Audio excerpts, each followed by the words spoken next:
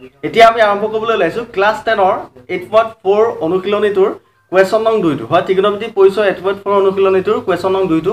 যত প্ৰশ্নটো দিয়া আছে যে sec এৰ সহায়ত বাকি আন ত্ৰিকোণমিতিক অনুপাতবিলাক উলিয়াব লাগে আন ত্ৰিকোণমিতিক অনুপাতবিলাক উলিয়াব লাগে sec এৰ সহায়ত অৰ্থাৎ sin a sec এৰ কিমান হয় cos a sec এৰ কিমান হয় বা tan a sec এৰ কিমান হয় হেতু উলিয়াব লাগে হেতু উলিয়াবৰ কাৰণে আমাক এই সূত্ৰকেইটা লাগিব আৰু এটোও জানিব লাগিব যে sin উল্টা sin 1 by cosec cosec 1 by sin এনেকে যে আছে হেবলা জানিব লাগিব লগতে এই তিনটা সূত্ৰ যে এই অনুশীলনটোৰ বাবে যি কিটা বেসিক সূত্ৰ আছিল তিনটা সূত্ৰ আছিল যে sin square plus cos square 1 এনেকুৱা ধৰণৰ এই তিনটা সূত্ৰ জানিব লাগিব গোটেই চেপ্টাৰটো থকা সূত্ৰকেইটা জানিলে আমি এই অনুশীলনীটোৰ অংক কিটা কৰোতে বেছি টান নালাগে আমাক গতিকে সূত্ৰকেইটাত বেছি গুৰুত্ব দিব আপোনালোকে সূত্ৰকেইটা এই চেপ্টাৰ সূত্ৰকেইটাৰ বাবে মই ভিডিও অলৰেডি বনাইছো আপোনালোকে চাব বিচাৰিলে মই ডেসক্ৰিপচনত লিংক দিম আপোনালোকে চাব পাৰিব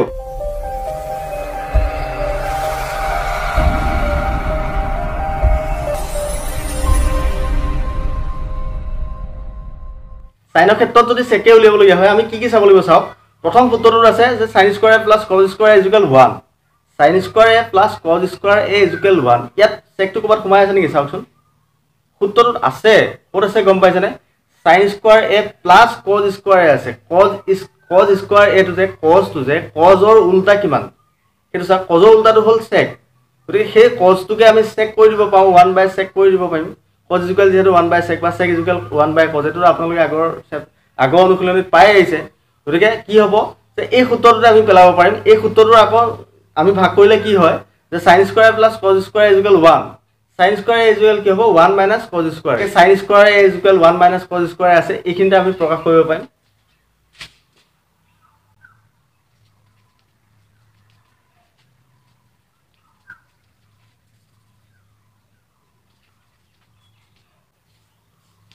এখিনি লিখিছো যে sin a sin a গম পাইছে যে sin আৰু sin a সমানেই হ'ব যদি সমান চিনডাল একে ৰাখিব লগিয়া হয় আৰু ইয়াত স্কয়াৰ আমি দিব লগিয়া হয় কি কৰিব লাগিব আগৰ অংকটোত আপোনালোকে পাইছে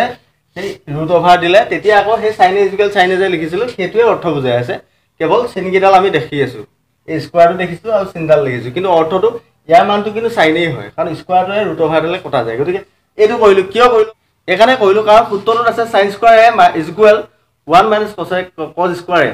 sin square a আছে গতিকে sin square a কইলেহে আমি সূত্ৰটো আমি লিখিব পাৰিম sinৰ কিন্তু সূত্ৰটোত নাই গতিকে আমি sin square a লিখিলো এতিয়া পিছত তাৰ সূত্ৰটো মতে আমি লিখি দিও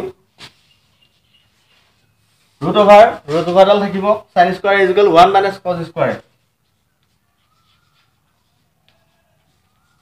আমি সূত্ৰটো পাইছিলো কি sin square plus cos square 1 কেনেকৈ sin square a কেনেকৈ 1 minus cos square a হোল জানিব যদি বিচাৰে যদি আপুনি বুজি পোৱা নাই তেতিয়া হলে মোৰ আগৰ ভিডিওটো চাওক যেটো ডেসক্ৰিপচনত দিয়া থাকিব তাত চাওক যে কেনেকৈ হোল বুজি পাব আহক এতিয়া 1 minus cos square a আমাক উলিয়াব আছিল sec square উলিয়াব লগিয়া হলে আমি এতিয়া পাৰিম এইকাৰণে পাইম যে cosৰ মানটো হল 1 by sec গতিকে আমি এই পিছৰ খাইত আমি 1 by cos secৰ cosৰ খলনি আমি কি লিখিম 1 by sec লিখো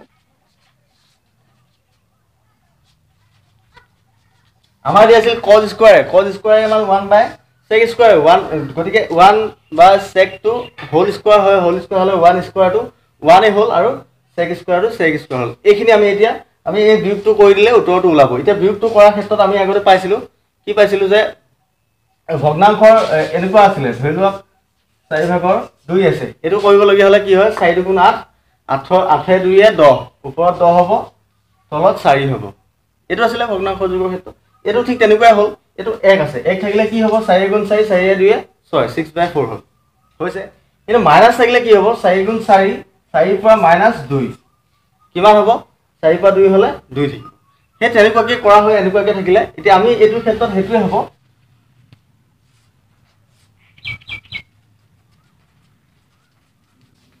কি হল চাও যে 1 minus 1 by sec square এটো ক্ষেত্ৰত কি হ'ব sec square a গুণ sec square a minus 1 sec square minus 1 তলত sec square এটো একে থাকিব sec square এটো একে ৰাখিলো ওপৰত sec square minus 1 টো লিখিলো আৰু যেটো ৰুট ওভাৰ আছিল হেতু ৰুট ওভাৰ ইয়াৰ ওপৰত লিখিলো ইয়াৰ ওপৰত কিয় নিলিখিলো একে খাইতে কৈ দিছো যে স্কয়াৰ আছিল স্কয়াৰ থাকুতে কি হল স্কয়াৰ আছিল তাৰ ওপৰত ৰুট ওভাৰ আছে স্কয়াৰ আৰু ৰুট ওভাৰ কেতিয়া দুইটা একেলগ হলে কি হয় দুইটাই কটা কটি যায় স্কয়াৰ থাকিলে তাৰ ৰুট ওভাৰ দিলে স্কোয়াৰটো কটা যায় ৰুট অভাৰ ডাল কটা যায় ৰুট অভাৰ ডাল আছে তাৰ ওপৰত স্কোয়াৰ দিলে ৰুট অভাৰ ডাল কটা যায় স্কোয়াৰ কটা যায় ইয়াত স্কোয়াৰ আছে sec স্কোয়াৰ আছিলে এটো sec স্কোয়াৰ আছিলে গতিকে sec স্কোয়াৰ হ'ব sec স্কোয়াৰ এ হ'ব এটো ৰুট অভাৰ ডাল আছিলে আৰু স্কোয়াৰটো আছিলে গতিকে ৰুট অভাৰ ডালে স্কোয়াৰটোৱে দুইটাই নাইকিয়া কৰি দিলো sec a হ'ল আৰু সাইনৰ ক্ষেত্ৰত যদি আমি sec এ প্ৰকাশ কৰিব লগিয়া হয় উত্তৰটো এটো sec a sec square a - 1 root over sec square a - 1 divided by sec a এটো হ'ল সাইনৰ ক্ষেত্ৰত যদি আমি sec এ প্ৰকাশ কৰিব লাগে তেতিয়া হলে এটো মান অলপ আগতে কৈ আহিলো যে কজৰ ক্ষেত্ৰত কি হয় কজৰ উল্টাটো sec নহয় জানো গতিকে ইয়াৰ ক্ষেত্ৰত কৰিব লগিয়া একো নাই কজৰ ক্ষেত্ৰত কৰিব লগিয়া একো নাই এখানে যে কজৰ উল্টাটো sec গতিকে cos = 1 by sec a 1 by sec a এটোৱে কজৰ মান আমি অলপ আগতে হেতুৱে কৰি আহিলো যে 1 - cos স্কয়াৰ cos স্কয়াৰ এ মান কিমান লিখিলো 1 by sec স্কয়াৰ গতিকে এটো cos a = 1 by sec a এখিনি আপোনালোকে জানিবই লাগিব sin a = 1 by cosec a বা cos a = 1 by sec a বা tan a = 1 by cot a তেনেকৈ আপুনি হেখিনি জানিব লাগিব লগতে এতিয়া যিখিনি প্ৰয়োজন হেখিনি সূত্ৰ জানিব লাগিব এতিয়া পিছৰটোলে যাও যে কজৰ ক্ষেত্ৰত হল tan ৰ ক্ষেত্ৰত আহো tan ৰ ক্ষেত্ৰত যাব লগিয়া হলে আমি সূত্ৰকেইটাত আকৌ যাব লাগিব সূত্ৰকেইটা 2 নম্বৰ সূত্ৰটো চাও যে 1 + tan স্কয়াৰ = sec স্কয়াৰ পাইছেনে 1 + tan স্কয়াৰ = sec স্কয়াৰ গতিকে tan স্কয়াৰ a = কিমান হ'ব সেই সূত্ৰটো যদি চাও 1 + tan square a = sec square এটো সূত্ৰ 2 নম্বৰ সূত্ৰটো আমি পাইছিলো এটো এতিয়া আমি tan স্কয়াৰ a মান যদি আমি sec এ প্ৰকাশ কৰিব লাগে 1 টো আমি গৈ হিফালে লৈ যাও হিফালে লৈ গলে এটো প্লাছত আছে হিফালে গৈ মাইনাছত হ'ল অৰ্থাৎ tan square a = sec square a - 1 এটোই হ'ব এতিয়া আমি পালো tan square a = sec square a - 1 এটা tan স্কয়াৰ ক্ষেত্ৰত কি হ'ব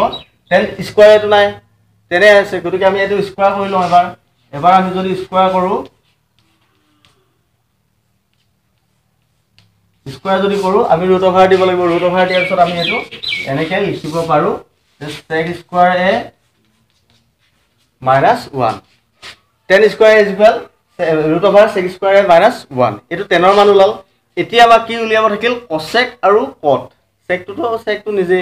গতিকে cosec আৰু cot cosec ৰ ক্ষেত্ৰত আমি অংক কৰিব লগিয়া নাই এই কাৰণে আমি জানো যে cosec টো sin ৰ উল্টা cos cosec = 1 - sin গতিকে cosec ৰ ক্ষেত্ৰত আহো sin ৰ মান আমি উলিয়ালো sin ৰ মান পাইছিলো যে sec root over sec square a - 1 divided by sec a এটো sin ৰ ক্ষেত্ৰত পাইছিলো আমি অংক নকৰো এনেকৈ লিখি দিও যে 1 - sin a cosec a মানে 1 - sin a sin a মান কিমান আছিল sin a মান আছিল চাই লওক অলপ আগতে কৈ দিছিলো যে sin a মান যে root over sec square a - 1 divided by sec a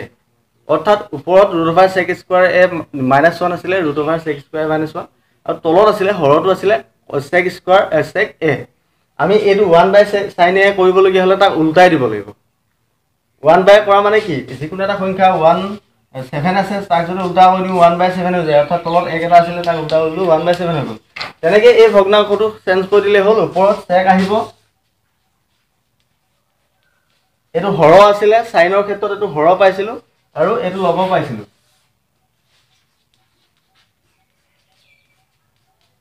এটো লব পাইছিলো গতিকে এতিয়া আমি যেতিয়া চেঞ্জ কৰিব লগিয়া হল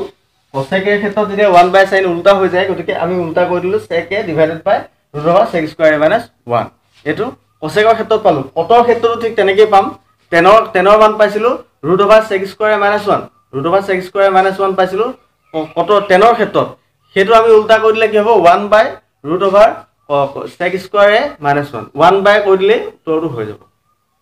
বুজি পাইছানে tan ৰ মান পাইছিলো root over sec square a - 1 আমি যদি তাক উল্টা কৰি দিও ডিভাইডেড বাই 1 যিকোনো সংখ্যা যিকোনো যিয়ে নহয় অংকত যে তলত এক এটা থাকে বুলি ধৰিব লাগে গতিকে সেই একটো ওপৰলৈ গুচি যাব অৰ্থাৎ 1 divided by root over sec square a - 1